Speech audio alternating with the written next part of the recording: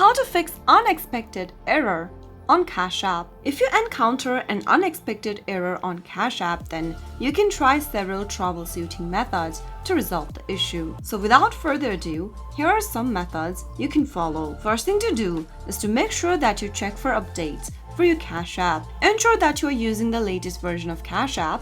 To do so, go ahead and open up your Play Store or your App Store and search for CashApp to check for any available updates. Make sure to update your application, and updating your app can resolve bugs and errors which might help you solve your CashApp issue right away. Another thing to do is to check for internet connection. Make sure you have the stable internet connection connected to your mobile device.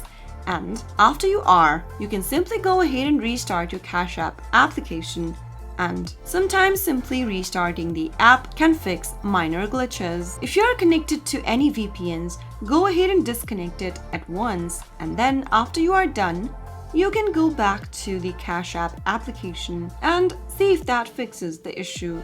If the problem still persists, then you can try clearing the cache from the app. Tap Open Settings from your Android device, and from the Settings menu, scroll down and tap on Apps. Here, from the app list, select CashApp and tap on it. Tap on the storage button from the menu and click on Clear Cache at the bottom right. Soon after you click on the button, you'll be able to delete or clear your cache files for CashApp from Android. After you do that, simply go ahead and reboot your device. Press and hold the power switch for your Android device and then reboot your system. Once you are done with it, you can go ahead and check if the problem is fixed. Those were some of the fixes you could try out if you are receiving unexpected error on CashApp. So if you found the video to be helpful, go ahead and give us a thumbs up. Don't forget to subscribe to the channel and press the bell icon so that you'll never miss another upcoming upload from us. I'll see you soon with another tutorial again.